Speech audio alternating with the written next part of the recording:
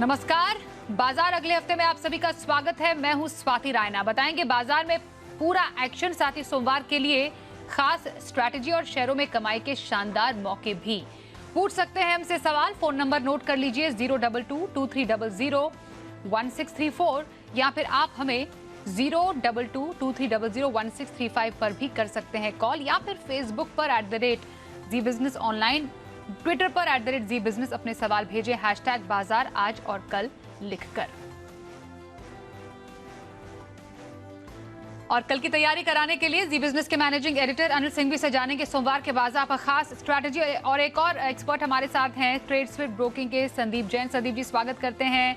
और बाजार के कारोबार पर सबसे पहले एक नजर डाल लेते हैं। तो हमने देखा बाजार ने हफ्ते का अंत शानदार किया। आज निफ्टी करीब 250 अंक चढ़कर 17,850 के पार बंद हुआ, तो सेंसेक्स 910 अंक से ज्यादा चढ़ा और 60,842 पर हुआ बंद। बैंक शेयरों में हमें शानदार रिकवरी दिखी। बैंक निफ्टी 830 अंक चढ़ा, 41,500 पर बंद हुआ। और बाजार में आज बैंकों के अलावा हमने देखा ऑटो और इंफ्रा शेयरों में भी अच्छा खासा कारोबार हुआ।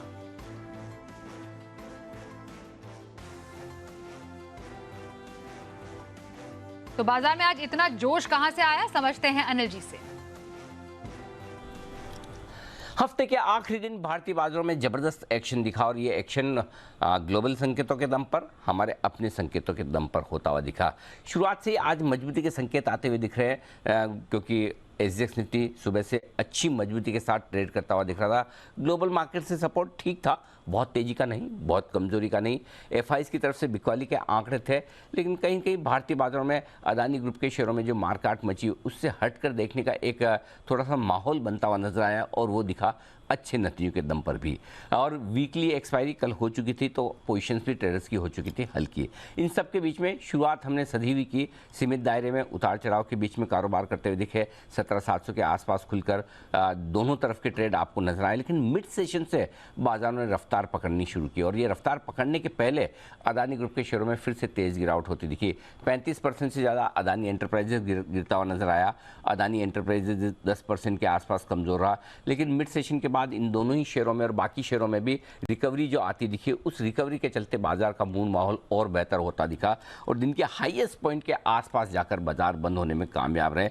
निफ्टी पर करीबन 250 पॉइंट की तेजी के साथ, और बैंक निफ्टी तो करीबन 800 पॉइंट की तेजी के साथ, 750-800 पॉइंट की तेजी के साथ मजबूती के साथ बंद होता हुआ नजर आया। और ये मजबूती पूरी तरह से बैंकिंग शेयरों की लीडरशिप से आती हुई दिखी, लेकिन बाकी सेक्टर्स का भी अच्छा खासा कंट्रीब्यूशन था। तो सुबह की तस्वीर दोपहर के बाद बिल्कुल बदलती हुई दिखी, और पूरे हफ्ते जिस तरह से डर और सावधानी का माहौल था, भले ही निचले स्तरों से रिकवर हुए हों, लेकिन रिकवर होकर ट्रेडिंग रेंज के ऊपरी सिरे तक पहुंचने की कोशिश जरूर निफ्टी ने की, जो कि 17,850 17,900 था। और बैंक निफ्टी के लिए 41,400 41,650 की ऊपर की रेंज थी, बिल्कुल उसी के पास जाकर 41,500 पर बंद हुआ। तो कह सकते हैं वीकेंड से ठीक पहले एक रिलीफ रैली मिली है, और थोड़ी सी डर और चिंताएं कम हुई है, खत्म नहीं हुए, कम हुई है। और अगर वीकेंड पर कोई खास बुरी खबरें ना आए, तो फिर भारतीय बाजार अपनी मजबूती को थोड़ा और आगे बढ़ाने की कोशिश सोमवार को करेंगे।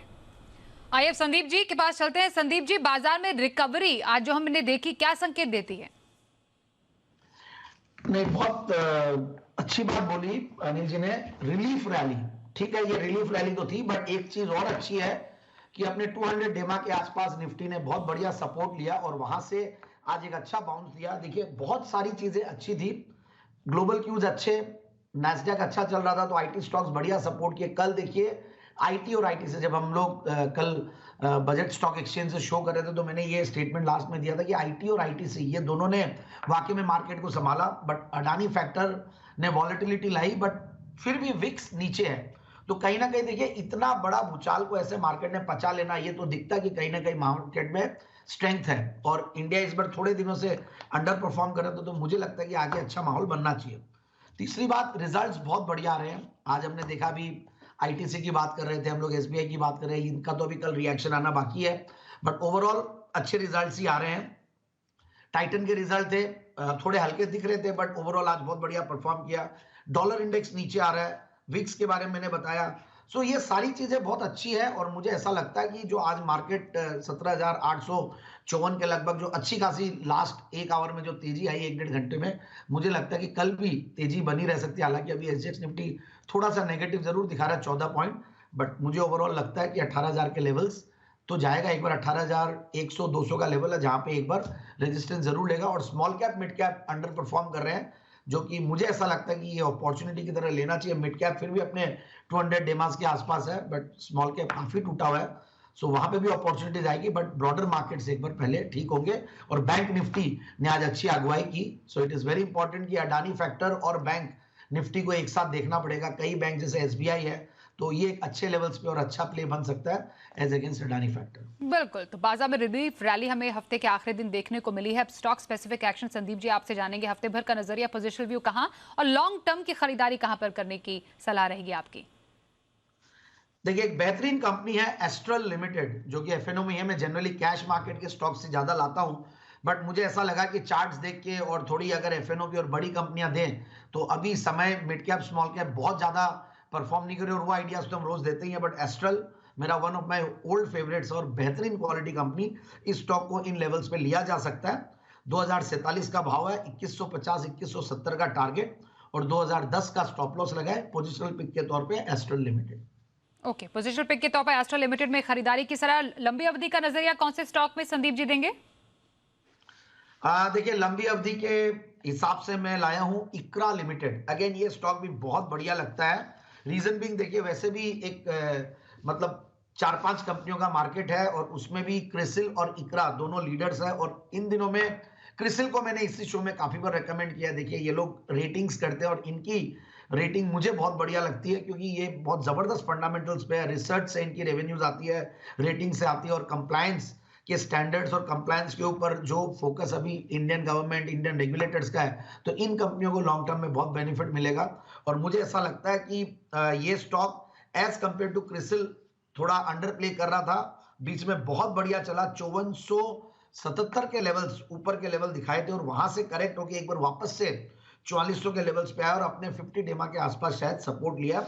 और फंडामेंटल्स की अगर मैं बात करूं तो देखिए, मूडीज देखिए इनके प्रोमोटर्स है, पेडिग्री बहुत स्ट्रांग है, एक एमएनसी पेडिग्री, और फिर दूसरी रेटिंग्स और रिसर्च और ये सारे सर्विसेज देती हैं, और सेकंड लार्जेस्ट कंपनी है उसमें। और 18-19 का रिटर्न ऑन कैपिटल एम्प्लॉयड है, 14% का रिटर्न ऑन इक्विटी है।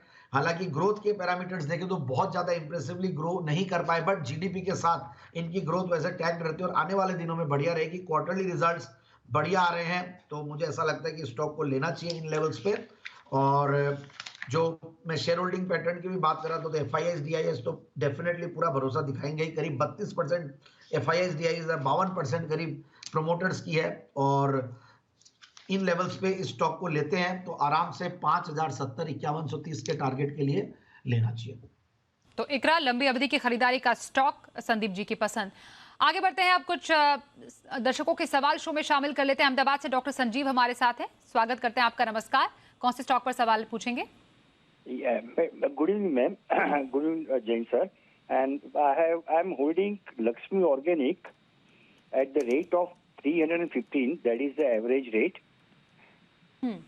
and I'm holding 1,500 shares.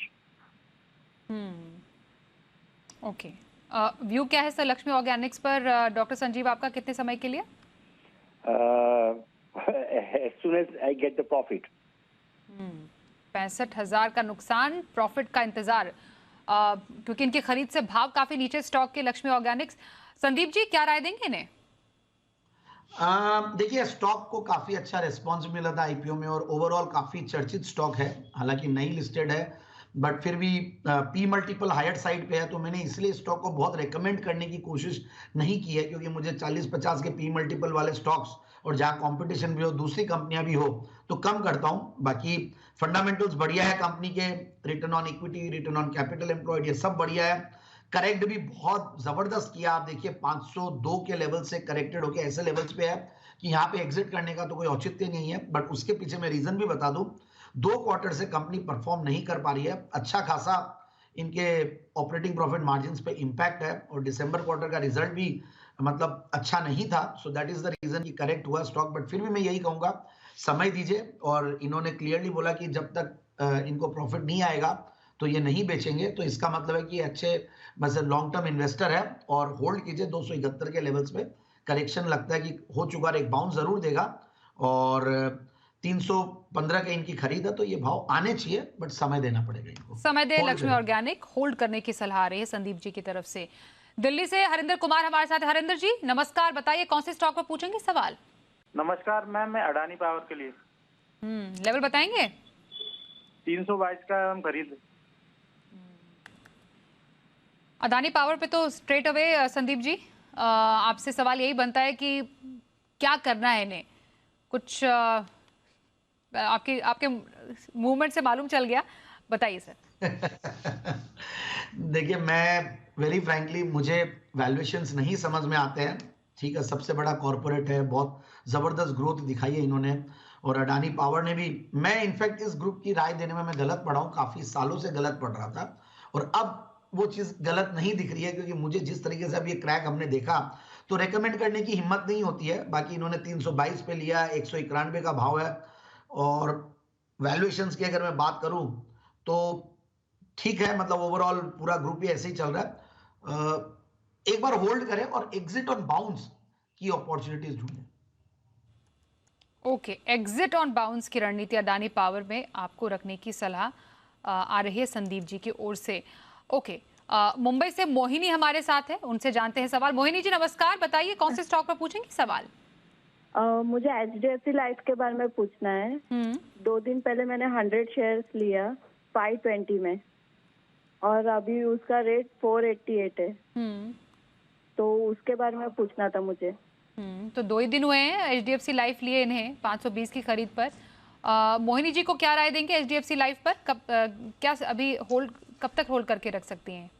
देखिए, अब एक बार होल्ड करना चाहिए, बट सर्टेनली देखिए, कल हम मैनेजमेंट को भी सुन रहे थे चैनल पे, हमारे चैनल पे आए थे, और जो हम लोग डिस्कशन किए, और इस बजट में एक ऐसा प्रावधान आया जो इनके लिए वैसे बहुत बेनिफिशियल नहीं है, क्योंकि ये लोग HNIs की पॉलिसीज में है, और वहां पे टैक्सेशन आ गया, जो भी बाद में रिटर्न्स आएंगे। तो ओवरऑल मुझे लगता है कि एक बड़ा करेक्शन हो चुका है, अब इनको होल्ड ही करना चाहिए, क्योंकि कंपनी जिस तरीके से ग्रो की, और life insurance as a sector थोड़ा लॉन्ग टर्म नेचर वाला सेक्टर है। जस्ट दैट कि एक बार अभी शॉर्ट टर्म में इंपैक्ट जरूर आया because of the budget implications, but मेरे हिसाब से होल्ड करें, एंड समय देना पड़ेगा। समय दे HDFC लाइफ को होल्ड करने की सलाह आपके लिए संदीप जैन की तरफ से।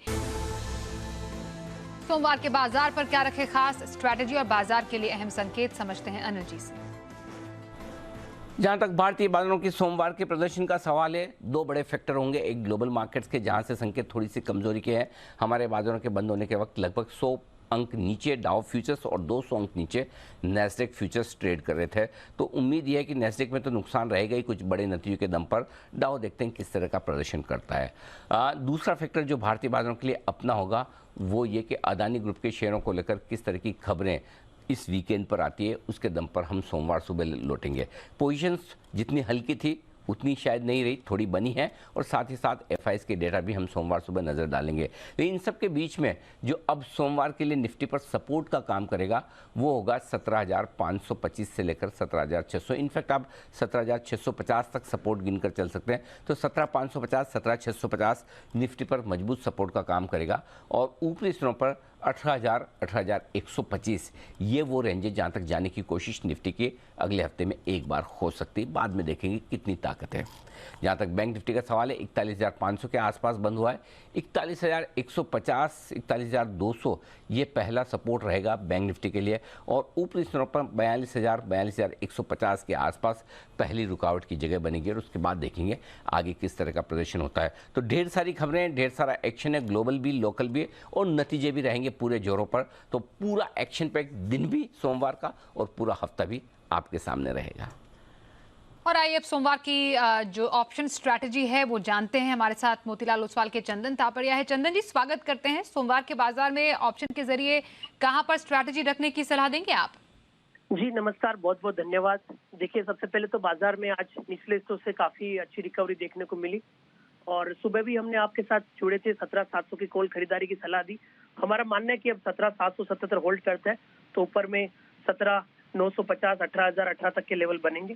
तो पॉजिटिव बायस यहाँ पे बन रहा है और 2 स्टॉक्स ऑप्शन हमें समझ में आ रहे हैं। ऑटो काउंटर यहाँ पे अच्छे लग रहे हैं, most of the auto stocks में यहाँ पे स्ट्रेंथ बनी हुई है, तो एमएनएम पे खरीदारी की सलाह रहेगी। एक कंसोलिडेशन ब्रेकआउट हुआ है, पुट राइटिंग, लॉन्ग बिल्टअप सब यहाँ पे देखने को मिल रहे हैं। तो महिंद्रा एंड महिंद्रा की 1400 की कॉल लेने की सलाह रखेंगे। यहाँ पे लगभग 18-19 का सपोर्ट रहेगा, ऊपर में ये कॉल बढ़कर 48 रुपए तक जा सकती है। तो पहला ट्रेड महिंद्रा एंड महिंद्रा की 1400 की कॉल पे रहेगा। दूसरे ट्रेड की बात करें तो देखें, इस बजट में कैपिटल गुड्स और कैपेक्स पे पूरा फोकस रहा और हमारा ऐसा मानना है कि selective capital goods stock continuously perform करते हुए नजर आएंगे। तो दूसरा ट्रेड सीमेंट्स पे रहेगा। सीमेंट्स ने नीचे के स्तर से अच्छी रिकवरी दी है, काफी लॉन्ग बिल्टअप यहाँ पे हुए हैं। शॉर्ट कवरिंग के बाद लॉन्ग बिल्टअप इंडिकेट करे कि मोमेंटम बरकरार रहेगा। तो 3020 की कॉल सीमेंट्स की हम लेने की सलाह रखेंगे।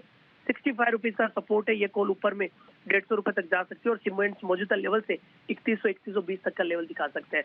तो यहाँ पे एमएनएम, ऑटो से सीमेंट्स, कैपिटल गुड्स से 2 स्टॉक ऑप्शन पे हमारी राय रहेगी। धन्यवाद चंदन जी ऑप्शन स्ट्रैटेजी पर राय देने के लिए। अब संदीप जी, सोमवार के बाजार में इंट्राडे स्ट्रैटेजी कहां पर रखने की सलाह रहेगी? बिल्कुल, मैं बैंक निफ्टी की बात कर रहा था और उनमें से मुझे एक जबरदस्त आउट परफॉर्मर आज दिखा, वो है HDFC बैंक लिमिटेड। दोनों HDFC ट्विंस अच्छा कर रहे थे, तो इस स्टॉक को ले सकते हैं और 1659 पे बंद हुआ है। 1690, 1710 का टारगेट और 1640 का स्टॉप लॉस। और एक डिस्क्लेमर दूंगा, जो भी स्टॉक आइडियाज डिस्कस किया है वो मेरे निजी पोर्टफोलियो में तो नहीं है, बट हमारे एसोसिएट्स और हमारे क्लाइंट्स के पोर्टफोलियो में हो सकते हैं। HDFC बैंक इंट्राडे सोमवार की खरीदारी का स्टॉक, संदीप जैन की राय। धन्यवाद करेंगे संदीप जी, आप हमारे साथ आज के कार्यक्रम में शामिल हुए। बाजार अगले हफ्ते में बस इतना ही।